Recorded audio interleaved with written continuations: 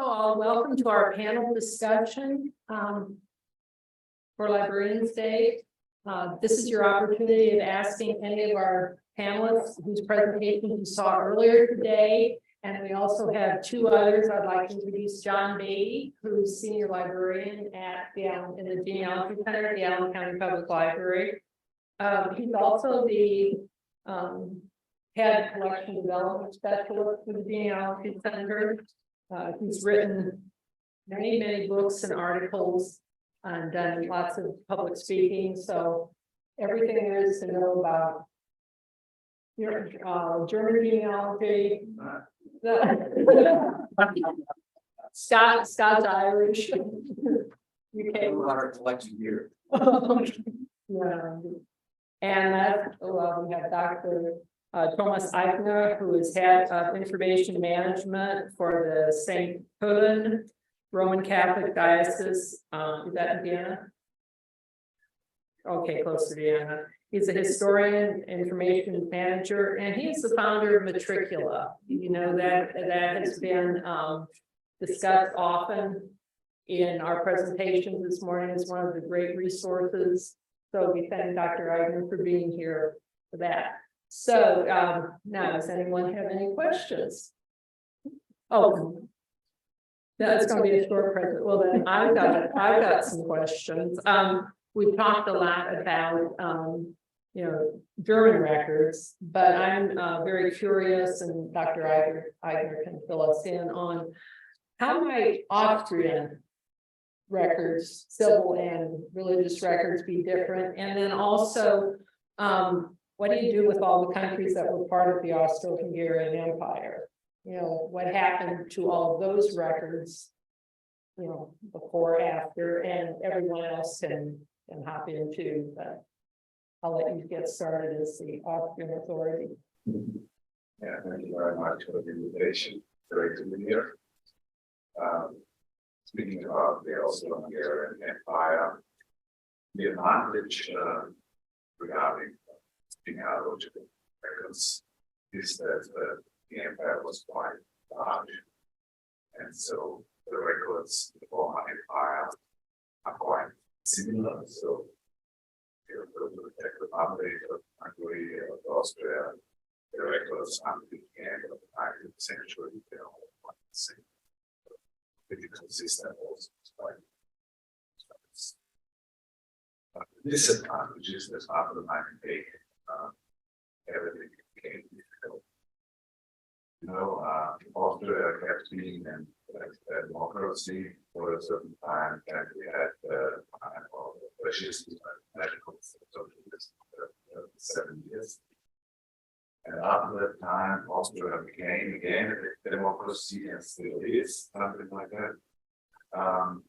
But most of the other succession states of the former monarchy, they became communist countries, and so also keeping the books that are those interest, also the kind of systems changed totally. And after the democratization of those countries after 1991, mostly the archival system of keeping and running the archives remained the same. So it was not so bad in the context. So we have today a quite different situation. So in Austria, let's talk about the church registers. In Austria, we have 10 dioceses, and all of those dioceses, they are independent. So each diocese basically does was for the ones. It's the same in Germany. So basically, there is a huge Roman Catholic Church. You might think that there is a general rule, of course, there are general rules, but if it's about archives, everybody does what there's no general strategy or there's no general plan how to deal with the records. Maybe you've seen it in Germany, Matricula, every few months, and new diocese pops up. But there is no plan behind it. Because they all have different approaches to archives. They have different opinions on putting sources online, and they all have a different speed in changing their mind regarding digital transformation. It's also a psychological process. So, talking about Roman Catholic diocese archives is quite heterogeneous. Nevertheless, in Austria, we made it to get almost all dioceses, apart from Greece and Art. That's a clear case. But I think I don't think in the Czech Republic, it was like that basically until 1948, until the communist era started. After that, the communists centralized all the register books in state archives. Now in the Czech Republic, you have state archives, there are some kind of regional archives, and the umbrella archives is the national archives. And so since 1948 and the years afterwards, all the genealogical, all the register books there in state archives. And despite the fact that the Czech archival system is quite centralized, at least on the paper, each state archive has their own system. Maybe you experienced that already. So the ones have the archival system, the others have quite a own system, and others have simply PDFs of the registers produced by hand research or websites. And it's quite heterogeneous there. But it's quite simple in order to find something. The method is quite simple. Like in Austria, you need to know which diocese and which parish your ancestors were. And in the Czech Republic, you need to know the diocese, you need to know the state archives. If you know the state archives, then you find the parish, and you find ancestors. Slovakia is quite, I think it's quite simple, because in Slovakia, everything was digitized by hand research, and as far as I know, most of it is online somehow. A difficult case is Hungary. Many of the Hungarian church registers are digitized, also by hand research, but many of them are not online yet. The obstacle is the Hungarian Catholic Church. They are very conservative, they are really reluctant to put something online.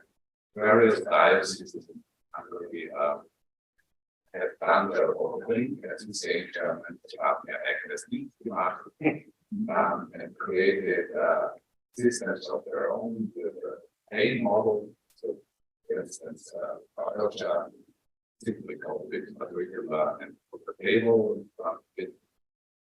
But it's not really, my view, it's not really sustainable.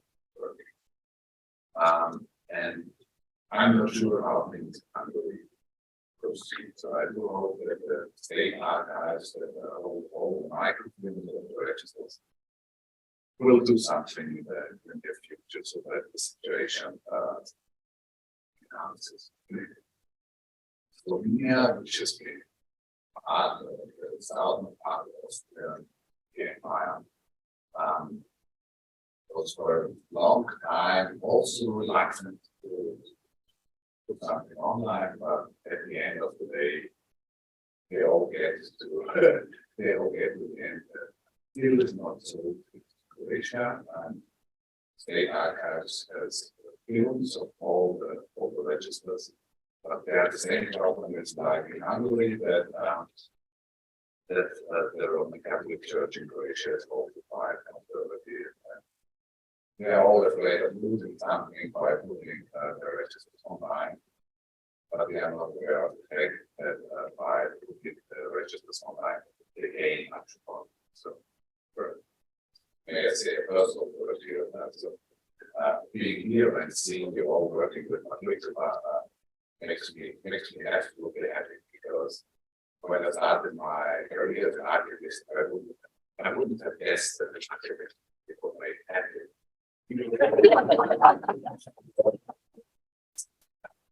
Experience and get a lot of emails from people find the answers and how delighted they are, and I think it's wonderful to see that it's not just in Austria, it's all over the world, it's even in the US, and it helps you a lot, and I think that's the way it should go. I'm also of the opinion that we should not put labels in front of historical documents, because historical documents are property of the entire mankind. There are no rights in it, and therefore we also design publicly in a way that it's open, anybody can access it at any time. It's a community project. It was run by Icarus, it's an association of partners and research institutions, and it's supported by a community of people enthusiastically doing research in archives. That's the Icarus World Association.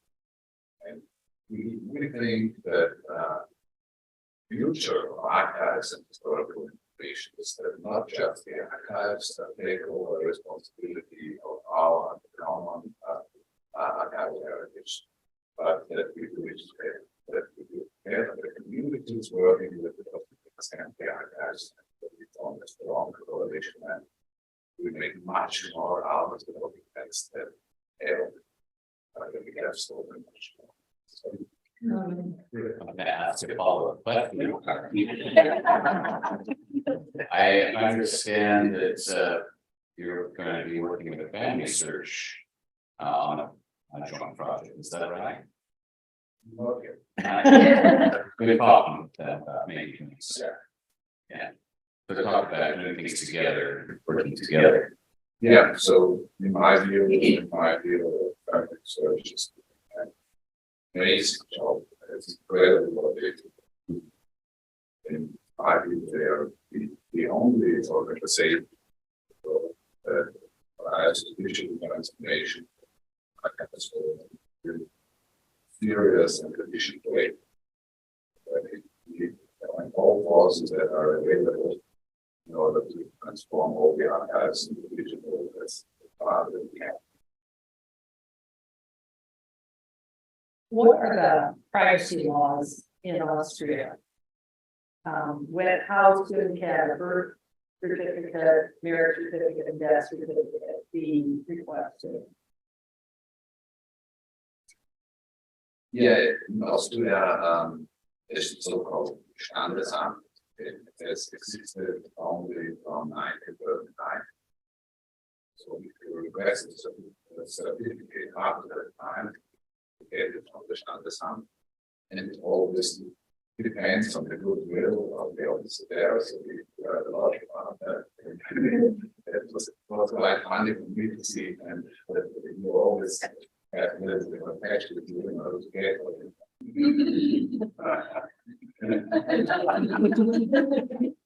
Oh, yeah. yeah, that's correct. But coming to Europe is quite interesting. Get that outside view. So many things that for us many things that such a yeah, but before 1939, the carriage shows is understand, and you have to get to the parish office still, or to the respective dioceses, in order to get a certificate. But honestly, I have to tell you, we issue such certificates only if there is a jurisdiction interest. Because we do not have the manpower or the resources to write all the certificates for just the genealogical project.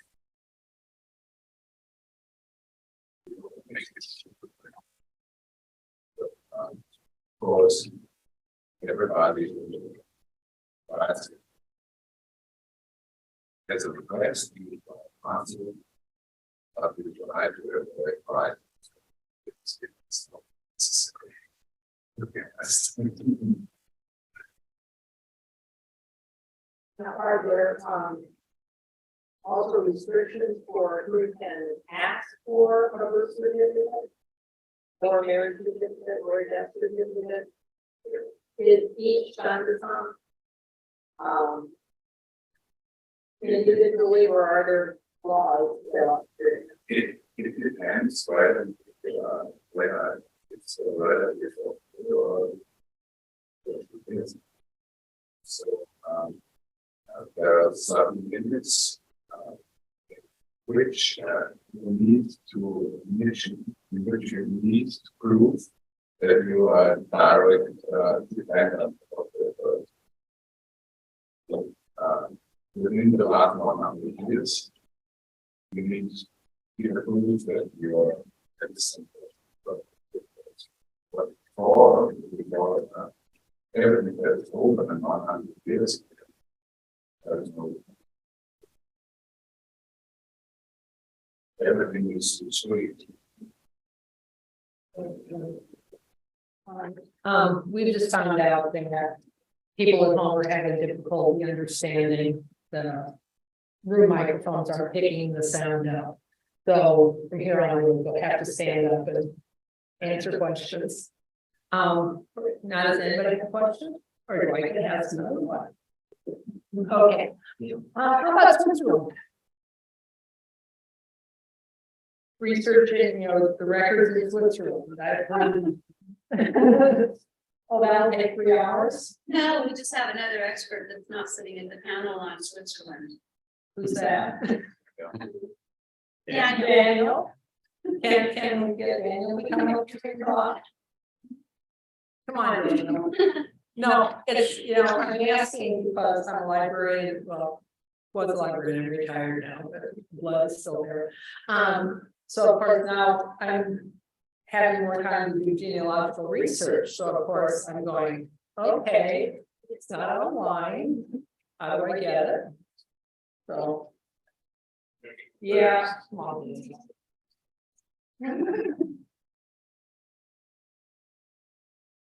Introduce yourself. My name is Daniel Jones. I work at the Family Search Library in Salt Lake. Switzerland is a lot like the US in that every canton has its own setup, its own laws, its own everything regarding vital records. So it depends on your canton. There's kind of a blanket law that's been in place for a long time from 1876 onwards that makes the civil records, which started Switzerland wide in 1876, made those blocked for privacy reasons. So in some cantons, that's relaxing. Before 1876, those are going to be church records, and Family Search has about probably a little over half of those available online. Most of those records are available for viewing at a local Family Search center, and we have 5,000 or so of those around the world. So you have a little bit better access using those. Some of the archives are putting their records online. St. Gallen, Bern is the big one that's put their records online. The city of Zurich has put theirs online. So we see this sort of move to put records online. I think about 5 cantons is all that have done projects that do that. If you're from an unfortunate canton like Valais or Valais, those records you actually have to get permission from the diocese to then access the records. And so it's like just so different depending on your diocese or your canton. What I would recommend is going to the Family Search Wiki. There's a page for every canton. I may or may not have been involved in the creation of these. And what that'll do is it'll tell you what exactly is available for that canton and where you can find it. For civil records after 1876, the Charlotte in her presentation showed the page where you can write to your civil office. For the most part, you'll want to write to the civil office where your ancestors were citizens, but not necessarily where they lived. So it's a little weird in that your citizenship derived from your place, your town of citizenship. And so regardless of where in Switzerland they live, they have to report all of their events to that town, birth, marriage, death, whatever happened, had to be reported to that town of citizenship. And so that's going to be your town you're going to want to really work. So the answer is it depends. But check the wiki, that's going to be probably the most up-to-date place you'll find for all of Switzerland information about access to records. Daniel, I have a question. So, sorry, but You're good. if their citizenship is Lottsville, but they were living somewhere else, then the records would be in Lottsville. There'll be 2 copies. So if they were citizen of Lottsville and living in Zurich, their primary birth certificate would have been in Zurich after 1876, or before 1876, the place of baptism would have been in Zurich.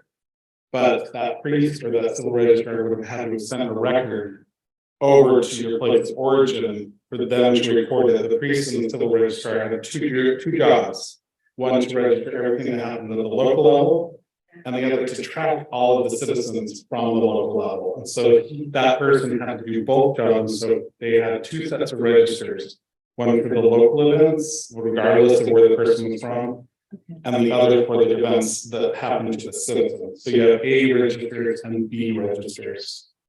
And are those both still available?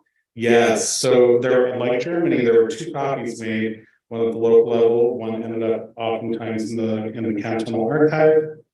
And so the cantonal archive often will let you see the duplicate records depending on time period. Again, in theory, they're all restricted, but several cantons are relaxing that.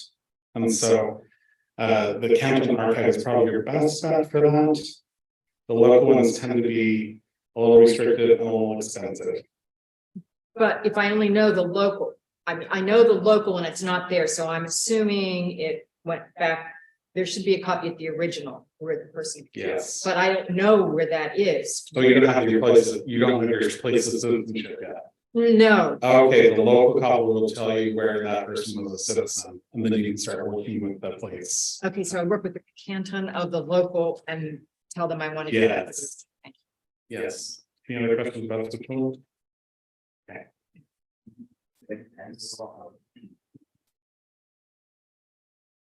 Nobody else is curious? I have a question about sort of with family search and Germany. I know in the case of France, family search has not allowed to put the civil registers online because the archives in France are doing it. But they're allowed to put the Catholic Church records online, even though those are at the civil archives. Is there anything like that restrictive with German records that family search is microfilmed?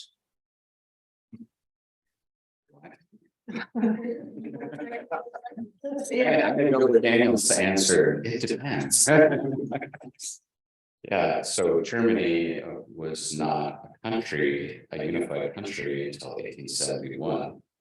And even after unification, the constituent kingdoms, duchies, etc., and the Prussian Empire, they continue to do their own thing, and still to this day, the states of Germany and the city-states of Germany continue to do many things their own way.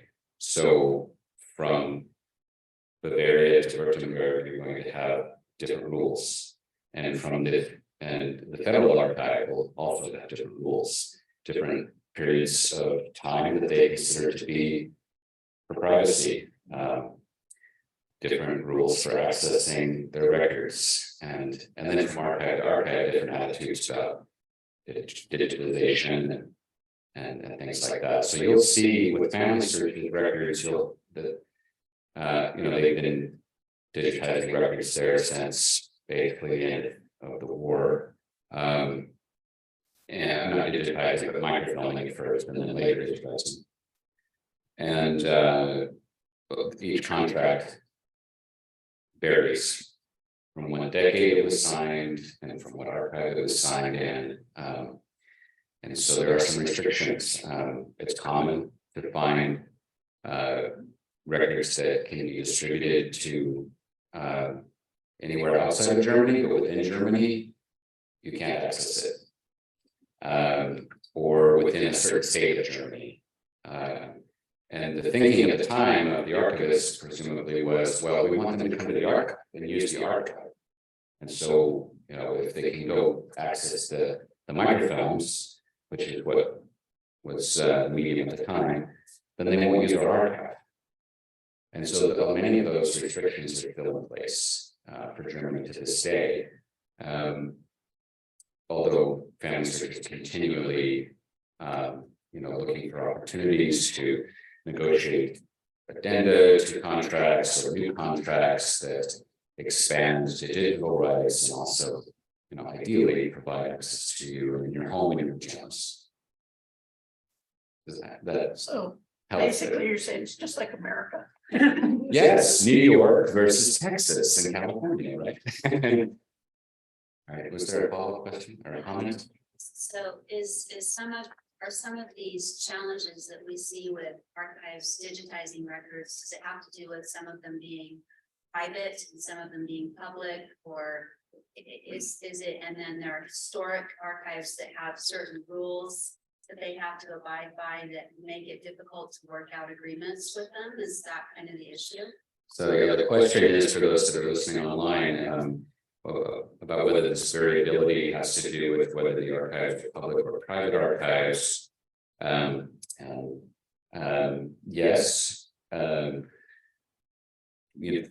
are basically two major types of archives. The public archives would be like federal, state, or like the civil registration offices, and they're bound by different rules, either of the federal government or of the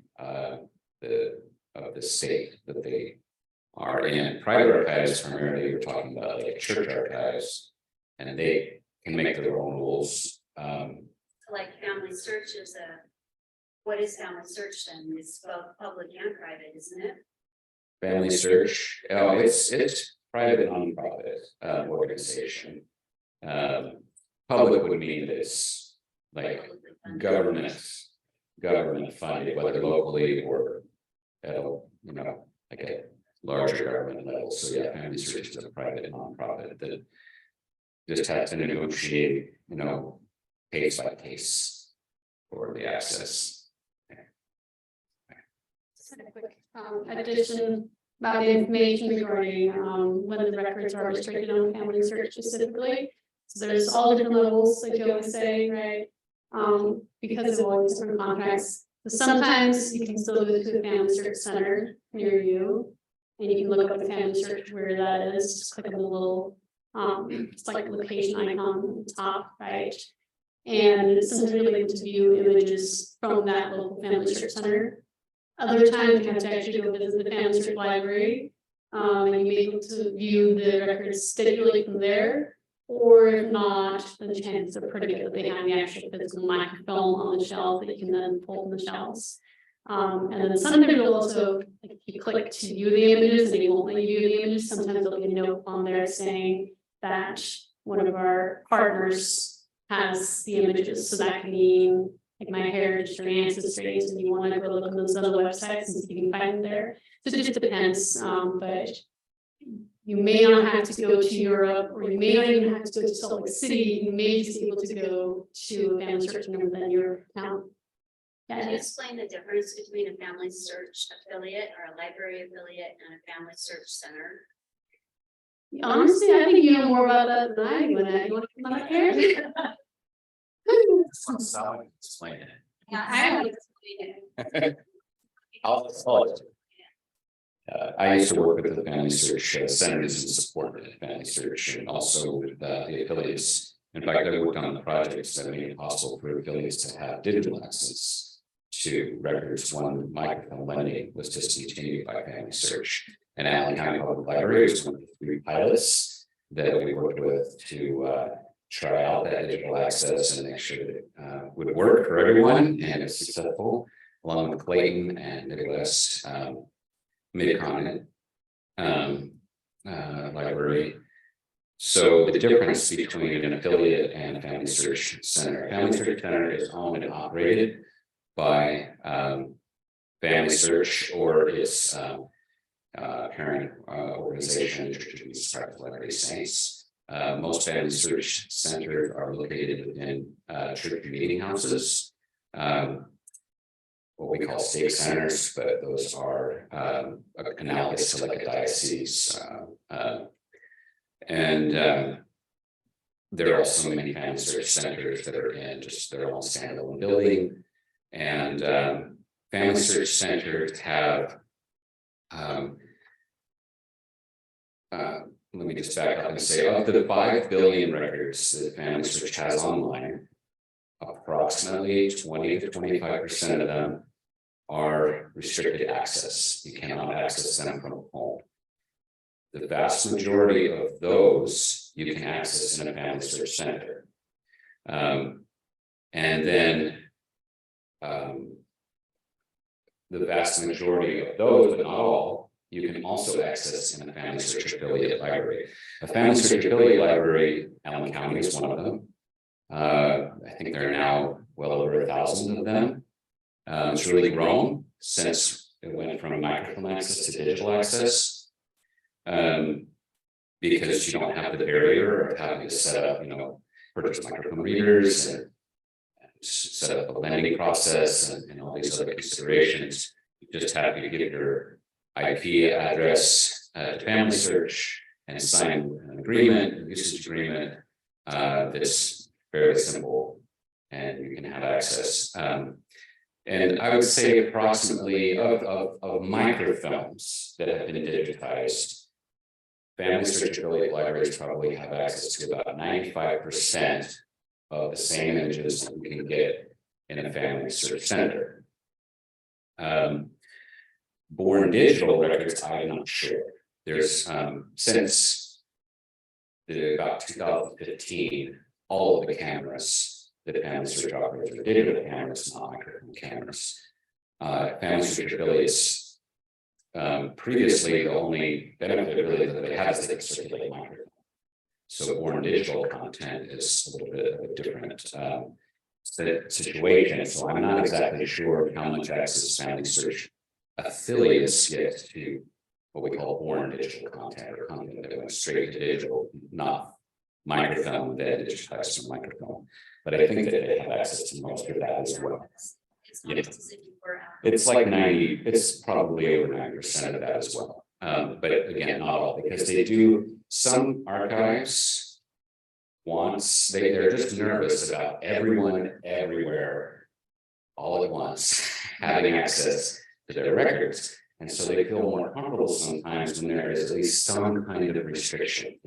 Someone has to go to a center to access it, or to a Family Search affiliate to access it. And so it's not always really logical, in my view, why they want to restrict them, but they just feel nervous about it.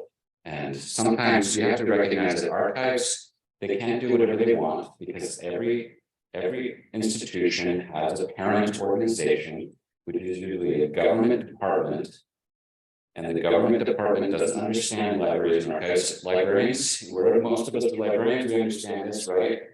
Your boards, they don't always understand. And so sometimes funding can be at risk when people get nervous about violations of privacy, or that they may perceive public perceptions of how these records might be used. And so that way you get this conservative approach to things.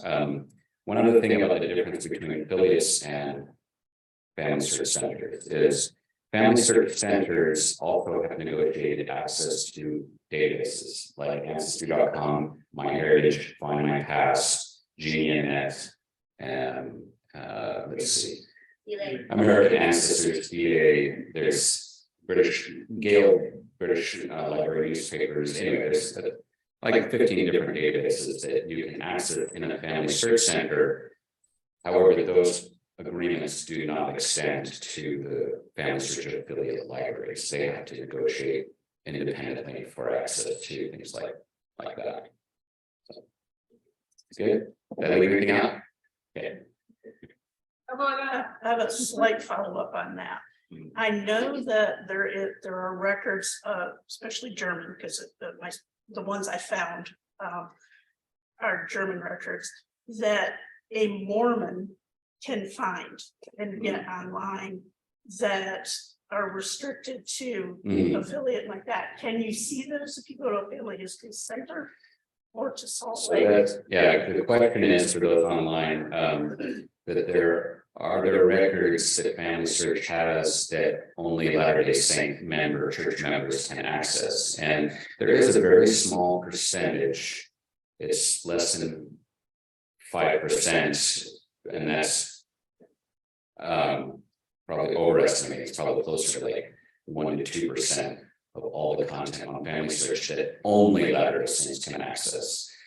By and large, the agreements are set up so that Latter-day Saints can access them at home,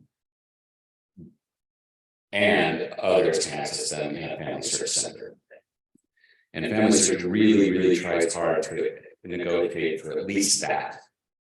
If not, I mean, ideally, if Family Search had their way, they would get everything to be accessible at home to everyone without any restrictions. But again, sometimes the archivists or other record custodians feel more comfortable when they know that it's restricted to a certain group, that we kind of know who that group is. It's this set of libraries, this set of centers, the members of this organization, and then it's funded by $5 dollars of Latter-day Saint church members.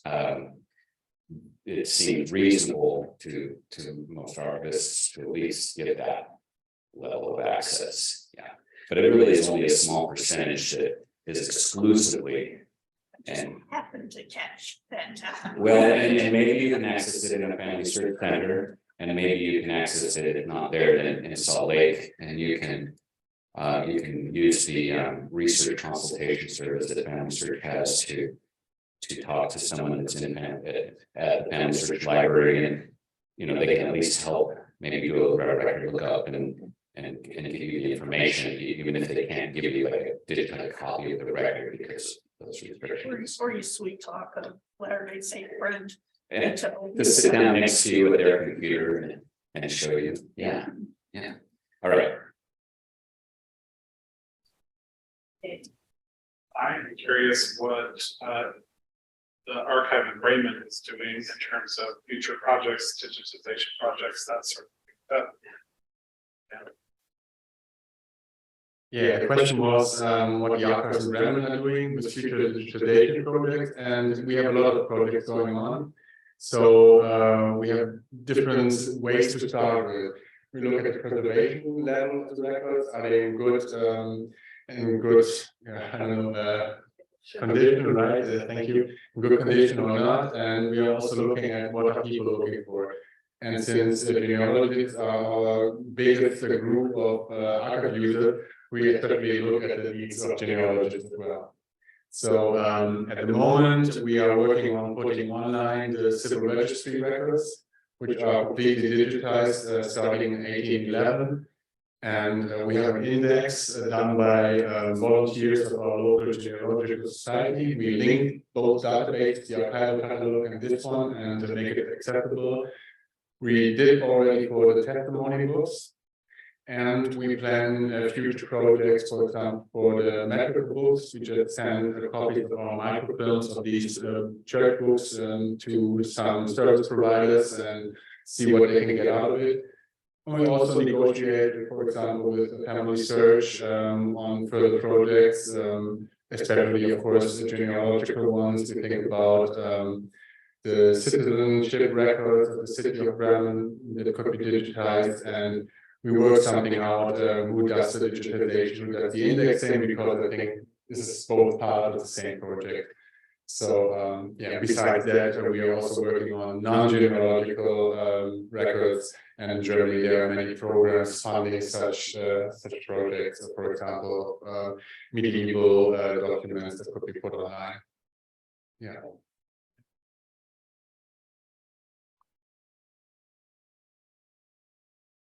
Other questions? Oh, yes. I have a question for Dr. Eigner. Why is it that the Baden-Württemberg area is missing in Utica, and is there a possibility that that's consummated? The reason for that is, as I said, Or maybe I missed it, I'm sorry. the reason for it is quite simple. As I said before, each diocese has its own approach on digitalization, and the Catholic dioceses there haven't found their way so far into that direction. But I have good news for you.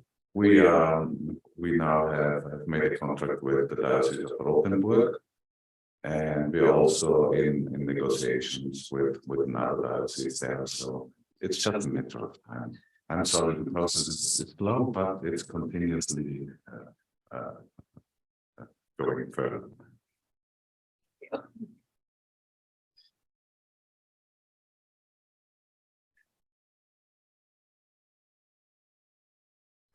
John. Continue to talk, right? It is absolutely Germany, but it does have to do with collection development in libraries with genealogical collections, and the future of these libraries. What I am seeing is genealogical libraries getting rid of stuff in large numbers. And I guess my concern is who's keeping what, and how can we work together to make sure that things are being preserved? Just give me the rule, basic building rule. Well, we try to, when obviously we're a pretty big collection here. I think we're looking, I mean, we're running out of shelf space here because of the things we're acquiring. We're having to put a lot of our yearbooks, for example, down in our sub basement area because we're going to the top shelf now for a lot of the stacks, and it's hard for people to access things. We've been talking about whether we should put some of our older county histories, for example, down in storage because they're available on our Internet Archive or something. But what is the experience of the person coming into a library, maybe isn't digitally comfortable, and they're an older person, they want to see all the books for Van Wert County, Ohio? Do we put all the county histories away and try to get that person to a place online? That's kind of a heavy lift, I think, for a librarian to do that, and they want to see things. So we're still committed, I think, at this point to keep some of those older books out there, but in a smaller library situation, it's a different situation probably. There may be certain books that you could put away that are digital, that are available, that are older copyrighted items. But I still think you need to keep some of the newer copyrighted items because there's a lot of discussion right now about when will those things be put online, when will the copyright expire, so that a book, say in 1960, will be accessible online. And we still don't have that worked out. So I think that it's good for local libraries to still collect for their local area. I mean, to define what their county is or the local area that they want to serve, and what were the main immigrant groups to that area that fed into it. I mean, if you're a library, say in southern Indiana, that had a lot of North Carolina people coming up for Quaker research or something, you would want to collect to some extent some of the major sources for North Carolina, because that was a feeder place for your county. So I would look at that very carefully. But then look for partnerships with other libraries around you that have collections. Maybe they can collect some things that you don't, and you can refer to them. So to build relationships, I would say, and see what you can work out. I don't have a magic answer for this. I wish I did. It's a growing problem though. But fortunately, more stuff is coming up online. So Where my concern is with periodicals for Genealogy Society. Right. I know our county is committed to Right, preserving. right. But I'm from Akron, Ohio. We are some kind of libraries. I would say the largest genealogical repository in Northeast Ohio. Maybe Cleveland is a little bit bigger, but kind of county we got. So we're bigger than that. So, and it is my job to decide, you know, what periodicals to keep and collect and what others not to. And I have tried to reach out to other area libraries and say, okay, are you keeping and collecting this and committed to preserving it? Because we're getting to the point where we can't spend the time with it. Yeah, you would definitely get ones for your county, maybe the surrounding counties, maybe the one for the state of Ohio. Maybe beyond that, you don't collect it, because it's too much. Yes. Well, I think there's another issue too. So I'm on the board of the Sacramento German Genealogy Society. It's all these acronyms and you can't read them all straight. But one of the problems that we've run into is with the cost of paper and mailing going up, those periodicals that we've created that are being continuously created that are specifically for those members of those societies, we've had to switch over to digital or electronic periodicals. And it's a little bit tricky because often our members are retirees and they're not completely familiar with it. I mean, I'm the registrar for the membership and I still get checks that are written out and they'll have a little note to them, or you've got someone that's turning 84 years old and they really love their paper periodical. And then we have to stand there and make a decision about how are we going to offset that cost for those few that are on a limited income. And now the cost has gone up to the point where they can't afford to really buy that periodical, which was part of their membership anyways, right? So it gets a little bit tricky. And I think what you're bringing up is interesting because I don't know how many people actually do access the library's stacks for those periodicals because they may not know that they're available. And I do know that Family Search on their books segment, like it's a separate department within Family Search, they have actually digitized copyrighted material and you can't access it online, but you can see where it's held, and the affiliate libraries are they're working with them so that you can see where it's located so that you can either get on that library, what do you call it? I'm not thinking English right now. It's when you're a library member, but you ask another library to send you Interlibrary. Absolutely, yeah. You cannot do that. So that would be great, but again, you run into the problem of postage and getting it mailed back and how long that takes and losing material. So it's almost easier to have a digitized copy of it that could be emailed to someone if they want to read it. Yes, if they would allow that, and I don't think the ideal, especially if it's smaller county type journals that or newsletters, that if they were allowed, if they would allow them to be digital, without any copyright problem on their part, for us to have them digitally, that would be the ideal. I know some of the larger ones probably would not allow that, like the National Genealogical Society Quarterly or something, because it's a big journal, but some of these smaller ones, that's the way I sort of think that perhaps in the next 20 years or so, a lot of these will go dormant because of age and because of the lack of interest among younger people to keep them going, which is kind of sad because they were great in their heyday. But I think we're seeing a change, a slow change going on in genealogy all over that, and younger people don't seem to want to belong to societies like they did 10, 20, 30 years ago. And so that may impact the amount of material coming out. I've already seen much fewer books being produced by societies than what we used to have, far fewer. So yeah.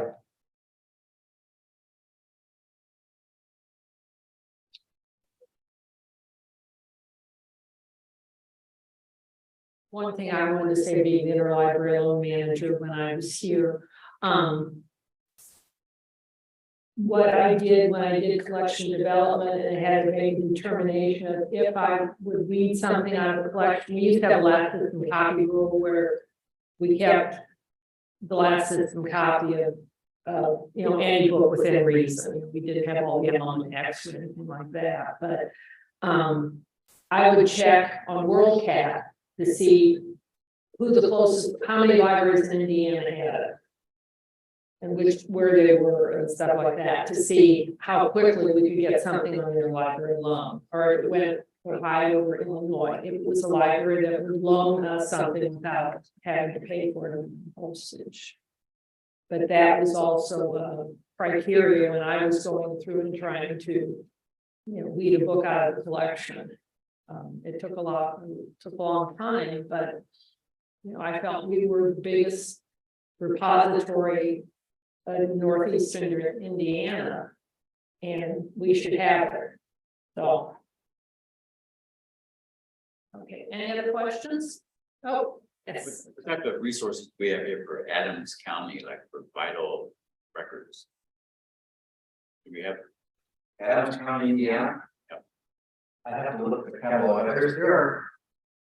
Of course, the WPA back in the 1930s went through most of the counties of Indiana, not all of them, and did typescript indexes of marriage records, birth and death records. They did that for Adams County, so they would start with 1882 when the births and deaths would begin, and stop in 1920. And those have all been digitized and they're available on Ancestry. But we also have the copies, the physical copies on the shelf. So if you look under Adams County right up over here, you can see what was there. Some counties in Indiana have done later compilations. They've done later collections of deaths or marriages. Offhand, I don't think Adams has, but I know there are some cemetery books and some church record books that are out there.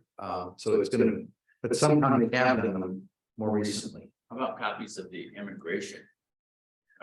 There was a book in that's index of all Indiana naturalization records up through 1907 for all the different county courts, and that's a little small book we have out here. It's just an index with the court record number you have to write for or find online. But that small book is available. Some counties have also individually indexed their naturalization records. It's just going to vary from county to county. There were local courts that were most people were registered in before 1907, and then in 1907 most of them went to federal court rather than to local court. So you have to look at federal court records after that point, and most of those for this area are going to be in Chicago at the National Archives Great Lakes branch. But before that, they're often in the county level. So. Yeah, it's one thing if you as a librarian get a patron and you just don't know where to give. Family Search Wiki doesn't answer all the questions. Feel free to email the Genealogy Center. They've got, what is it, Ask the Genealogy. Right, so go to our website to do that. Yeah. If we don't know, we'll try to refer you to someone who does. Well, any other questions? Yeah. Oh, yes. When the people came to Bremen to immigrate, did they have to fill out any papers there that would leave a paper trail?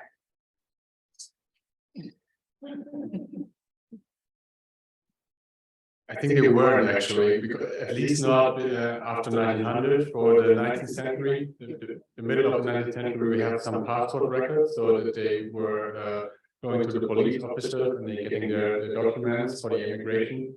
But mostly those are for Bremen citizens, and most immigrants just passed by Bremen. I think there was a company named Missler that had a large center for the immigration, and they might have had those contracts, but as far as I know, they don't exist anymore. So we only have these few passenger lists remaining. Thank you. So I'd like to direct a question to all of you. I'm actually going back to school. I'm going to conclude my bachelor's degree here pretty quick. I'm going back to school for a master's degree in library sciences with information sciences with archival studies and my focus. One of the reasons why I'm doing this is because as a genealogist, I had applied for an internship at a state archive in Germany, and I was told that as a genealogist, it wasn't in their interest to hire me for that position to train me. And I thought that was a little bit short-sighted personally, since there are a lot of people that, one, the language barrier gets in the way of being able to know what record collections to ask for. And two, as a genealogist, I would know specifically in my area of interest what kinds of records to access, and then also to convey that to other people you know, especially here in the United States where we're so appreciative of using Zoom and webinars through societies to present that kind of information to. What kind of advice would you give for looking for an internship or training, either within the genealogical department of a library or in archival studies involving libraries? What kind of information could you give to those like me who are looking to continue their education? Want everybody to jump up at the same time? I'll start a little bit with that, and then you might be able to say something about your library. Never library to me, but I think a lot of us as librarians started out as interns and or volunteers. My first experience working in a library was as an intern at the Family Search Library, as it's now called, and lots of public libraries in particular have volunteer opportunities to get started. Another avenue that many librarians take to get their foot in the door in working in a library, and this I think could also be said of archives, is to take a paraprofessional level position, whether it's working in circulation or things of that nature, to get your foot in the door, and then you opportunities may come your way for professional development within your role, attending your state library conference or archive conference, and volunteering in professional associations, library specific and archive specific associations. Also gives you opportunities to network with others, and you can learn about other opportunities, including job openings. And of course, I would recommend getting the advanced degree, an MLS. There are many librarians that even were directors of libraries that don't have an MLS, but then once they're in that job, feel like I want to be a better librarian, so I'm going to get my MLS to help, me to be able to do that. So you have a leg up if you're doing it now, if you're thinking of entering into a career in libraries. I don't know if you want to add anything to that. I would just echo that, get to know our director here, Kurt, if you wanted to work here. We've had interns come and work here for periods of time. BYU interns have come here and spent time with us. I know that we like to hire as librarians, we have to have the MLS. And it's good to have some experience to show that you're interested in genealogy. We've had a lot of people who are history majors who have MLSs, but they haven't shown the genealogy interest. And for us here, having a genealogy interest is really important. Being able to give programs, we give a lot of programs, we give 2 programs at least a week. Having the ability to give a program on genealogy, showing that you have expertise in an area is really helpful. That makes us interested in that. I went ahead and became certified a few years ago because I wanted to challenge myself more. I didn't really need it for my job, but I wanted to become a certified genealogist. So I went through that extra process just for myself. And I know there's AG as well as CG, board certified, but I had enjoyed that process too. And if you're inspired to go that way, look into it because I highly recommend it. It's made me a better researcher and writer going through that. But develop relationships and produce work online, publish in journals if you're interested in that, and speak. Go out to speak in local groups or affiliate yourself with the Genealogical Society and give some talks. That's great on your resume to see that you've given a presentation. So that would be my recommendation. Anyone else? Well, thank you so much for attending. Thank you so much for attending this last session. I know we don't have an evaluation. I sort of asked around, is there an evaluation before to fill out? Since this is the first genealogy or librarian's day at an IGGP conference, if you feel that this is a program that would be beneficial for the further conferences, please let the folks at IGGP know. We would appreciate that greatly. And thank you so much for coming. I hope some of you are able to stay for the conference. And if not, or if you're going to be in town for German Fest, go out and do some dancing, drinking, that has been known to happen, feel free to do that. The exhibit hall will be open free of charge. So that is something you can come and see the exhibitors and see and talk to them. I'm sure that would be very well. So once again, thank you so much. Thank to all speakers for all the information. And see it around.